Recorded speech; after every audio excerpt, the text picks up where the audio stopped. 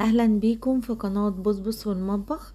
النهاردة هعمل معاكم الفطيرة القمر اللي انتوا شايفينها دي.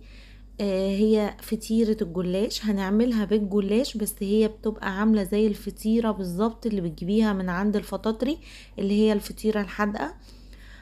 بجد هتعجبكم قوي لو جربتوها، وطريقتها سهلة جدا جدا، ولا توريق ولا طبقات ولا اي حاجة، وهتطلع معاكي احلى فطيرة كلتيها في حياتك. اول حاجة طبعا بنجيب لفة جلاش. يفضل يعني ان هي تبقى لفة جلاش طازة، بتدي نتيجة احلى. بس لو عندك جلاش اللي هو اللي بيكون في السوبر ماركت، اللي بيكون مجمد كده، مفيش مشكلة، مش هتأثر معانا برضو.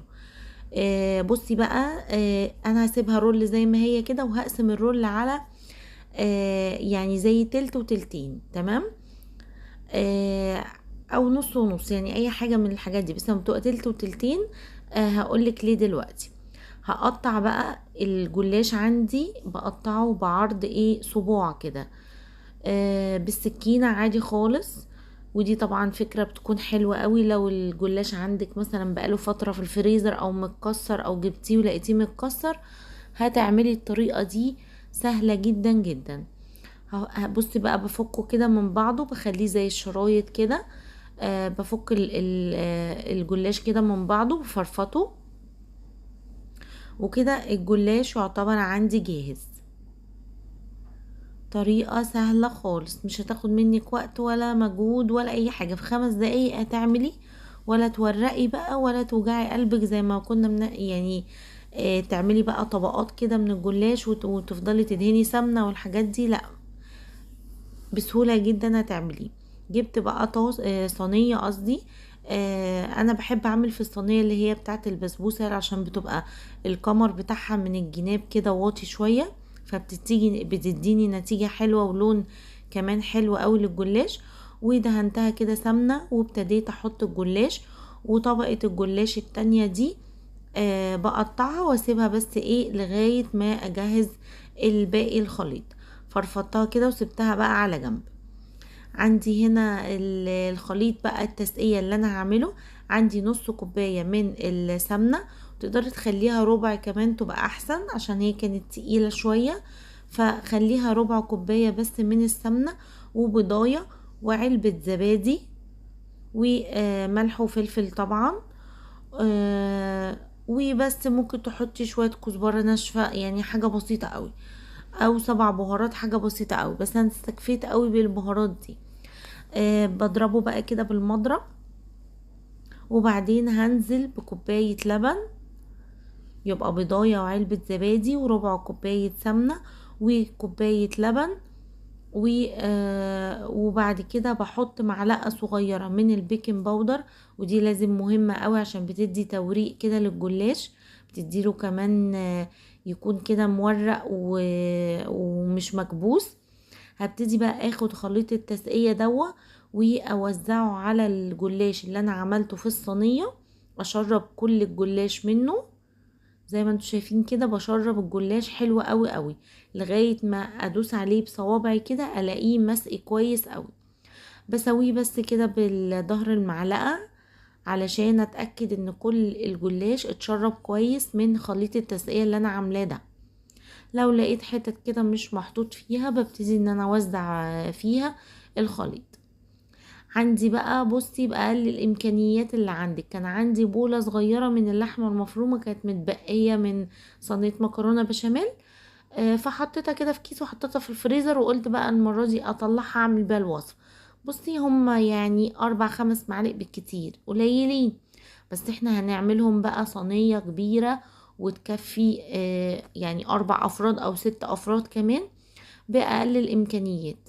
وزعت كده اللحمة المفرومة المتعصجة دي، كانت متعصجة عندي سهلة خالص. تقدري بدل اللحمة المفرومة تحطي مثلا صدر فرخة كده متبقي من الغدا، تقطعيه وتحطيه. تقدري تعمليها جبن، بس تقدري تعمليها بسطرمة، تقدري تعمليها باللانشون والجبن الرومي، اي حاجة عندك ما تقولش لا. وقطعت كده شوية فلفل الوان كان عندي، وبعدين بحط ده خليط جبنة موتزاريلا على رومي على شيدر، وابتديت اوزعه كده برضو عليها. بصوا بقى بقت حلوة ومليانة حشوة ازاي. تعمليها بأي حشوة تعجبك. بقيت بقى الجلاش اللي انا كنت سايباه بحطه كده من فوقيها، اغطي بقى طبقة الحشو دي بطبقة جلاش. اثناء بقى ما انا كنت بعملها كده ببقى مشغلة الفرن على درجة حرارة عالية لغاية ما ابتدي ان انا اخلص الصينية خالص، وبعدين بحطها في الرف اللي في النص على على 180 كده، علشان تطلع لونها كلها ذهبي وحلوة وتكون مستوية معايا.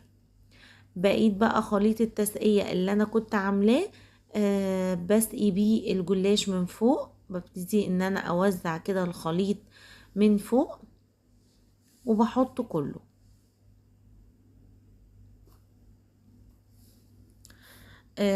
بظبط بس كده الحروف علشان ما تتحرقش معايا من الفرن. بظبط الحروف وبسويها كده كويس وخلاص هي كده جاهزة. لو حسيتي ان الخليط قليل معاكي ممكن تضيفي نص كوباية لبن للخليط.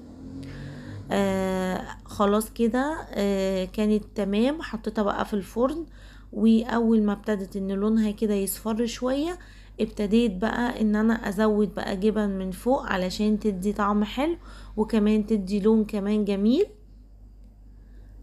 حطيت بقى باقي الجبنة من فوق، وممكن تستكفي بالجبنة اللي انت حطيتها من جوه على حسب يعني المتوفر عندك. شايفين بقى شكلها بعد ما خدت بقى اللون الحلو. بسيبها بقى في الفرن. لو حسيتيها نفخت كده في الفرن افتحي لها بس فتحات علشان تهبط كده معاكي تاني وتستوي تبقى كويسة قوي معاكي. بعد ما هديت كده سنة ابتديت بقى ان انا اقطعها علشان اوريها لكم. هي طبعا كانت سخنة جدا بس انا كان لازم اقطعها بقى عشان الغدا، والولاد كانوا واقفين مستنيينها مش قادرين يصبروا بصراحة عليها يعني. قطعتها بقى كده. بجد سهلة وسريعة عن الجلاش العادي، طعمها مختلف جدا عن الجلاش العادي، كأنك بتاكلي فطيرة شرقي بجد. حلوة جدا ومنجزة وسريعة وهتعجبك قوي لو جربتيها. شايفين بقى انا بحاول اشيل بقى بس هي طبعا سخنة مولعة.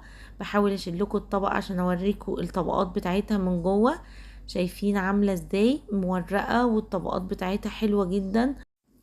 يا ريت تجربوها وتعجبكم، انا واثقه جدا ان هي تعجبكم. ما تنسوش بقى لايك كتير للفيديو، ولو اول مره تشوفي قناتي يا ريت تشتركي فيها وتفعلي زر الجرس عشان يوصلك اي فيديو جديد اعمله. مع السلامه.